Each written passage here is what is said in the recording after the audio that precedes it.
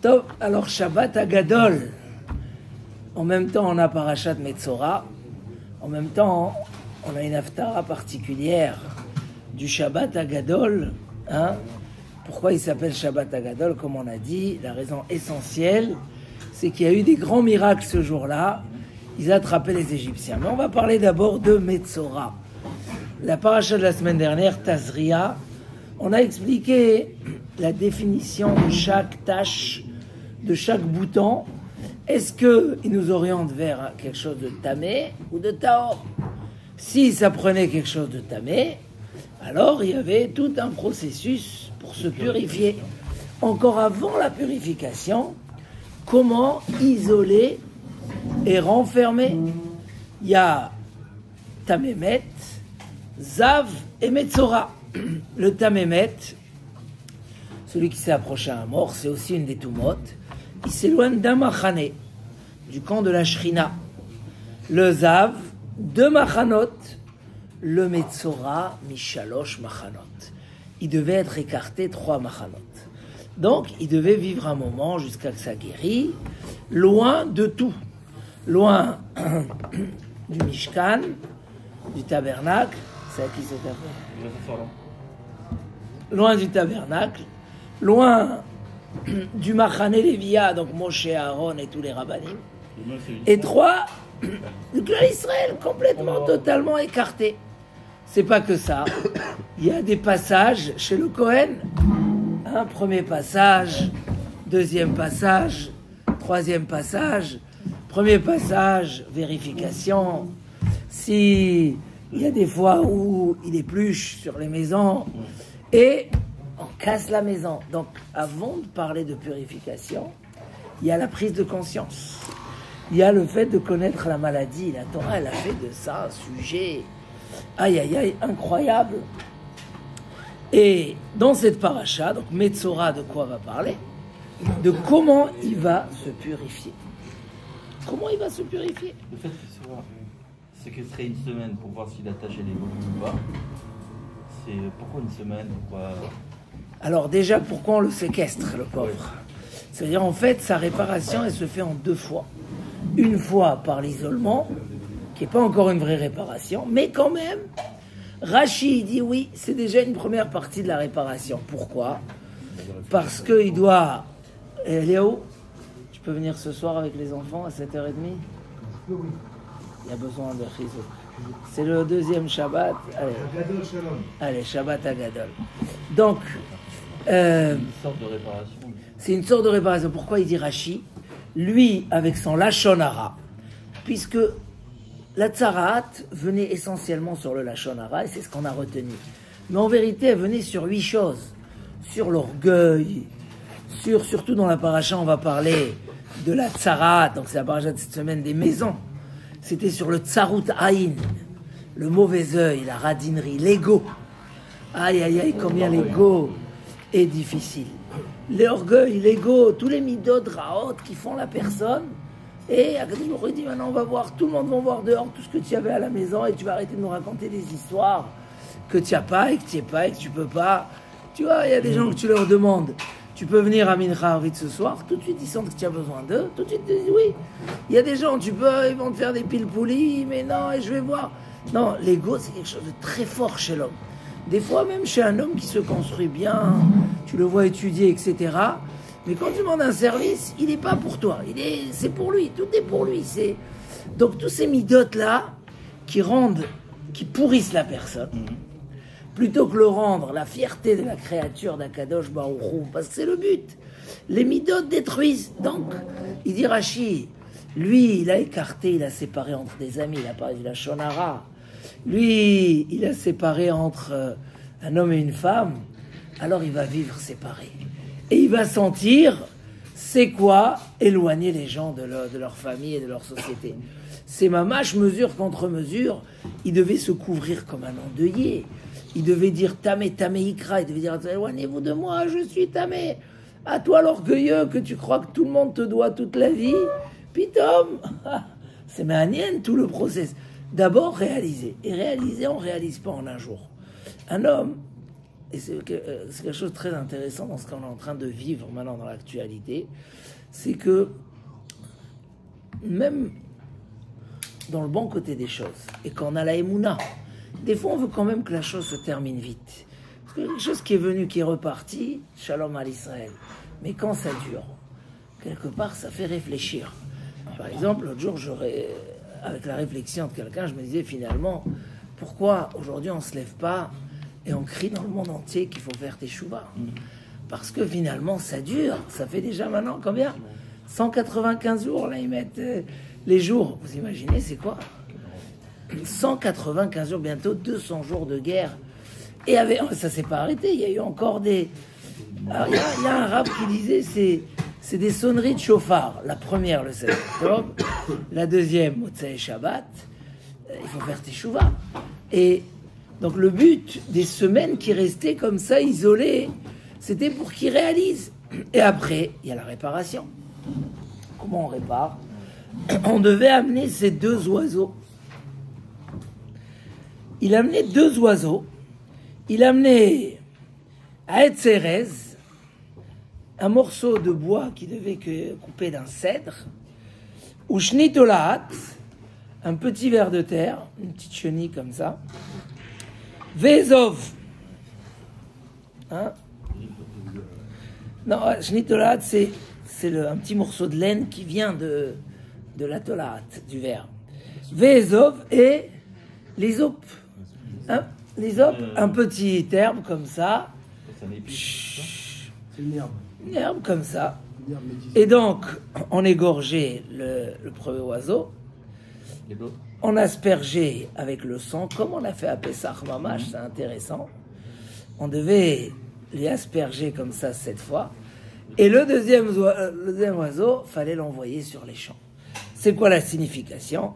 Déjà, réparer la source de tous les mauvais caractères, la source de tous les mauvaises midotes, c'est la Gahava. Et on a parlé de la Gahava il y a 2 semaines ici au Beth Midrash, magnifique. C'est quoi la définition de la Gahava? Chez Adam Marshiv Atzmo Be'atzmo. Il se rend important de lui-même en lui-même. Et il considère qu'il faut le féliciter. Il mérite les louanges. Ça, c'est la Gahava. Et enlever la Gahava, c'est redescendre et dire, regarde qui tu es. Tu as des super qualités. Mais pourquoi tu n'as pas toutes les qualités au monde? Tu as des défauts. Donc les défauts montrent que les qualités ne sont pas à toi. C'est un cadeau du ciel. Et la preuve, tu as des défauts avec quoi tu dois te calmer. C'est pas parce que tu as... Donc la première chose, c'est, tu as été orgueilleux comme le cèdre. Il amène le cèdre pour se rappeler. C'est mamash comme à Pessah. Tu dois manger le maror après la liberté. Il faut pas oublier. Donc d'abord, il amène le hérez. Un petit morceau de cèdre pour se rappeler, tu t'en es orgueilli. Maintenant, rabaisse-toi comme l'hysope. Sois petit, fais-toi petit et tu verras que toutes les solutions, parce que la racine de tous les disputes, de tous les problèmes, c'est la racine, c'est la gava. Après, pourquoi les deux oiseaux? Parce que un, il faut envoyer et un, il faut tuer. Il dit Rashi, c'est intéressant, non? Hein? C'est quoi les deux oiseaux? Il dit c'est un remez. C'est quoi le remez? Qu'il y a une parole qu'il faut lâcher. Il faut lâcher. C'est la parole de la Torah. Il faut parler sans limite. Et il y a une parole qu'il faut, parce qu'elle vient d'une mauvaise source. Alors, puisqu'on a parlé du Lachon Hara et de sa solution, c'est quoi le remède? Ah, c'est une grande she'ela. Des fois, l'homme il croit que Lachon Hara, il le parle pas avec une mauvaise intention. Hein, j'ai juste dit la vérité. Vous connaissez cette expression? Non, j'ai juste dit la vérité. Mais quelque part, ça vient par un manque de considération à son prochain, un manque de prise de conscience des dégâts que ça peut lui amener, un jugement qui a mal été fait parce que tu es orgueilleux, parce que ça vient de la haine, de la jalousie, ça vient de plein de choses de la shonara, c'est l'opachut. Alors, la solution, c'est de réfléchir aux choses profondes. On sait que le Kliyakar, il ramène sur la paracha de cette semaine de comment il s'appelle, de Rabbi Alexandri, qui se promenait dehors et il disait Man ba'i sam cha'i. Qui c'est qui veut une un produit de vie, un médicament qui fait vivre longtemps. Hein, Élixir de vie. comment elle est? Élixir.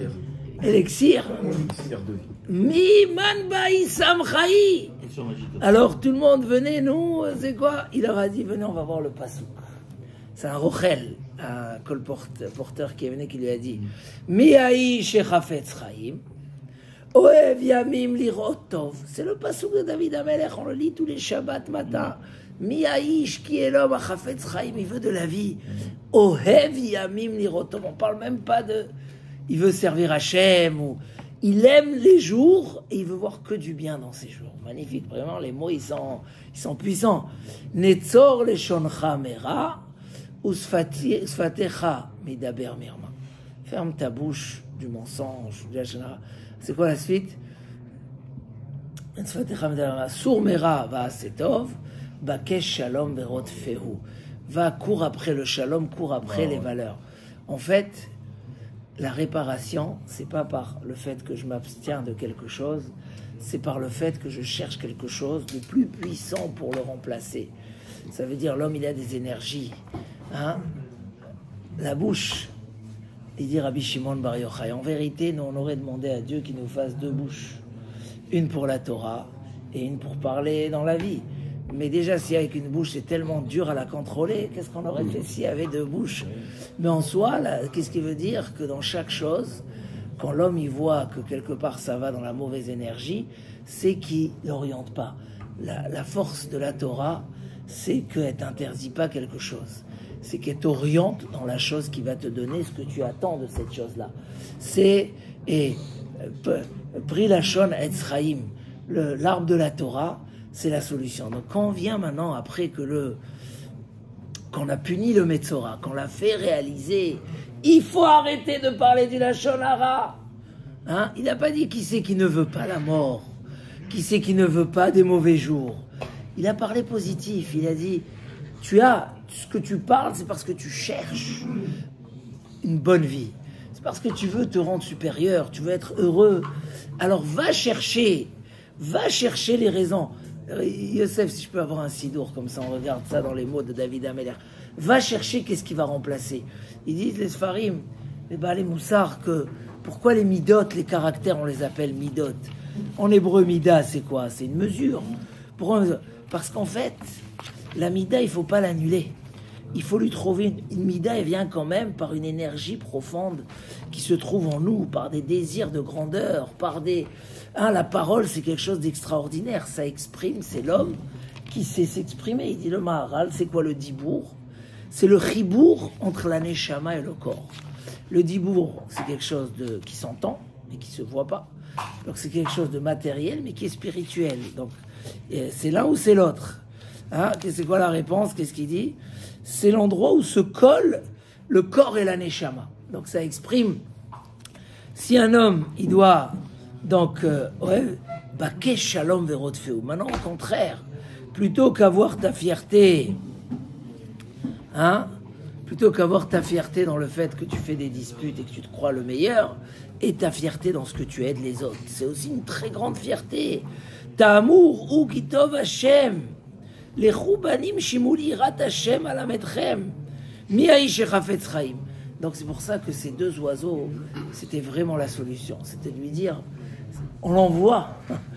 Les oiseaux, ils parlent toute la journée, pour ça on prend des oiseaux. Mais il y a un oiseau qui chante dans les champs, qui chante à Kadosh Baruch Hu, et il y a celui que Veshachat. C'est un petit peu quand on arrive à Pessah, et ça ressemble beaucoup. Shabbat Agadol, ce grand Shabbat, dans les enfants qui sont là le soir du Seder. On a un enfant Racha, et cet enfant Racha, il est là pour critiquer. Ma avoda zot lachem, c'est quoi ça? C'est ce que vous êtes en train de faire, de la viande, machin. Et Haket Shinav, on lui casse les dents et on lui dit, c'est quoi la vraie traduction de Haket Shinav? On lui agace les dents, on lui dit, on lui grince les dents. On dit, tu sais, Chaval, si toi tu étais en Égypte, tu ne serais pas sorti, parce que la sortie, c'est pour ça. Et les Sfarim expliquent, les Sifrei Chassidut sont beaucoup attachés à cette explication de dire que le rachat, il est dérangé par le fait qu'on fait de la nourriture un grand sujet. Ma avoda hazot. C'est quoi ce travail-là, lachem? Ma avoda hazot. De la nourriture et toute une affaire, de la nourriture et de la nourriture. Tu veux servir Hachem?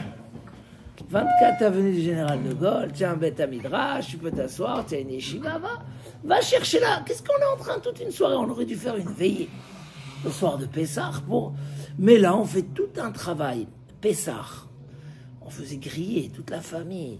Et c'était une tellement grande mitzvah. C'est une mitzvah que celui qui ne la fait pas, il y a karet. C'est une mitzvah énorme. Donc c'est les rabbanim qui s'occupaient de la viande et des grillades et tout ça.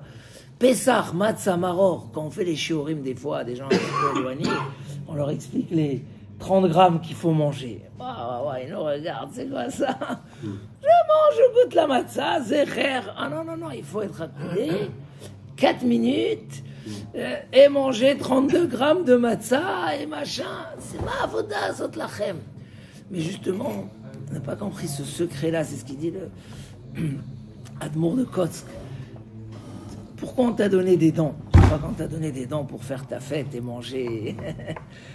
On lui grince les dents pour lui dire, tu n'as pas compris, si Akadosh Baruch Hu, il t'a créé le corps, c'est pour le servir avec ton corps, avec les plaisirs, avec la note, savoir. Akadosh Baruch Hu, il a dirigé l'homme. Donc le message fort du Metzora, après qu'on a essayé de lui faire sentir le mal qu'il y a dans ce qu'il fait, parce qu'il ne réalise même pas. Quand le Messilat Yesharim, il vient, il parle de la mida, de la letzanout, de la moquerie. Le Messilat Yesharim est très très sévère. Oh là là, comment c'est grave. Pourquoi? Parce que le moqueur enlève le sens profond de la chose pour le rendre de la rigolade. Et donc il ne voit plus les vérités. Il dit c'est comme un bouclier, qu'on met de l'huile dessus, tu envoies des flèches, les flèches elles tombent. Donc combien que la Tochacha, quand un homme écoute les messages, c'est tellement merveilleux, ça peut changer la vie d'un homme. Mais cet homme-là ne peut pas écouter les choses sérieuses. Donc d'abord, le message, c'est de s'abstenir. La force, comment combattre le Yetzer Hara, c'est d'abord le combattre avec la crainte, d'abord l'arrêter et après le transformer. Moshreu ou les Beth Midrash, amène-le au Beth Midrash pour que... Voilà. Mais le message ici, c'est que les midot s'expriment par les membres qui sont dans notre tête. Et c'est pour ça que les Sfarim, Rabbeinu Yonah, il dit que l'homme il doit réaliser combien ses membres sont importants. Combien, par exemple, l'oreille, c'est quelque chose d'important. L'écoute, c'est toute une vie. L'écoute, avec l'homme, il peut changer, il peut sauver, il peut... Comment on avertit quelqu'un d'un danger si c'est pas l'écoute? Et si l'homme, il est fermé au niveau de l'écoute, Chaz v'Chalila, il peut tout perdre en un jour. Combien elle est chachouv? Et la parole. Le problème, c'est que l'homme, il ne réalise pas l'importance de ce qui va s'exprimer. Donc, il faut le faire réaliser. Il dit, Rabbi Shimon, combien des barrières on a mis à la langue? Toute une muraille de dents et toute une muraille de joues et de lèvres. Et après, on laisse une petite bouche pour qu'il puisse manger et parler. Et avec tout ça, aïe. Là, combien elle est. Donc, ils ont demandé d'abord, c'est ça les deux solutions du Lachon Hara. C'est ça les deux choses. D'abord, réaliser et après, mettre ça dans le bien. Le Korban Pessah, puisqu'on est Shabbat Agadol, il devait le prendre 4 jours avant. C'était quoi aussi l'objectif de ce Korban Pessah? C'était aussi ces deux esprits. D'abord, réaliser, que les Bnei Israël y réalisent que toute l'idolâtrie des Égyptiens, elle est zéro. Oui. On leur prend leur Dieu, on va l'égorger, on va le griller, on va envoyer des odeurs dans toute l'Égypte et on va montrer que leur espoir de t'aller. Et c'est ça Shabbat Agadol, parce que Akadosh Baruch Hu, on aurait dû dire, allez, rapide, prenez le Korban. Il leur a demandé 4 jours avant. Pourquoi il fallait le prendre 4 jours avant? Comment ils dormaient la nuit avec un agneau attaché à leur lit? Est-ce que c'est ça ce que dit le Midrash? Ils avaient... il y a eu une mitzvah spéciale qui repoussait Shabbat. C'est intéressant. Mishrou, Krou Lachem, toutes les familles. Donc d'abord, parce qu'il y avait un travail de réaliser, de les afnim, comment on dit les afnim, faire entrer ça à l'intérieur, faire entrer à la conscience hein, prendre conscience profondément. Après, il y avait la Messirut Nefesh. Il y avait le travail de changer, plutôt que cet agneau soit... Alors, c'est un agneau qu'on va le servir, qu'on va le sacrifier, et qu'on va le manger. On va l'utiliser dans le bon sens. C'est tout simplement un animal simple qui est là pour servir l'homme et qui n'est pas l'idole de l'homme. Donc, il y avait cette Messirut Nefesh. Grâce à quoi les Bnei Israël ils sont sortis d'Égypte. Bedama Yichai, avec le sang de la Mila, et le sang qu'ils ont mis sur les linteaux. Et c'était la Messirut Nefesh pour Akadosh Baruch Hu, sacrifier le Yetzer Hara extérieur, c'est la Avodah Zara, et le Yetzer Hara intérieur, c'est la Brit Mila, et avec les deux, s'engager de devenir Avdei Hashem. Donc, lequel des deux travail est le plus utile? Puisque, parlons concret, est-ce que ce qui va nous faire renforcer, de s'abstenir du Lachon Hara, est-ce que c'est plus la réalisation ou est-ce que c'est plus la réparation? Alors, les deux sont très importants, mais d'abord, il y a on peut finir avec cette belle histoire de celui qui avait besoin le lait de la lionne. Vous le connaissez, il est ramené dans le Midrash, la paracha de cette semaine. Sur ce passouk, Ni haïsh et chafetz chaim, qui c'est qui veut de la vie? Ça veut dire la vraie réparation, c'est le jour où tu vas comprendre que tu peux obtenir une vie heureuse par les choses qu'avant tu faisais. À la place de vivre dans la crasse, tu vas vivre dans la propreté, dans le bonheur. Ça, c'est la réparation finale. Mais d'abord, la première guérison, c'est quand le malade, il a conscience et il réalise. Hein, il dira, Shizot achayav, puisque vous êtes vivant, je vous interdire les aliments pas cachers. Quelqu'un qui il a du diabète, la première chose, c'est qu'il réalise qu'il y a un problème. S'il n'y a pas de problème, il va pas s'arrêter, il va manger les gâteaux, il va continuer. Après, qu'est-ce qui va remplacer les gâteaux? C'est un travail, c'est la réparation, c'est les deux oiseaux, etc. Chazal raconte cette histoire d'un roi qui était très malade et qui arrivait dans son... Elle n'était pas très malade, et le médecin lui a dit, pour guérir de cette maladie, il y a une chose, c'est le lait de la lionne. Nous, qui va aller attraper une lionne pour... Alors, ils ont publié dans la ville qui est prêt à le faire. Il y avait un chacham, il a dit, donnez-moi deux troupeaux d'agneaux et je vais chercher. Et donc il est parti dans la forêt, il a vu les lions où ils sont, il a commencé à leur envoyer des brebis. Une, deux, et il s'approche chaque jour et les lions ils regardent de loin.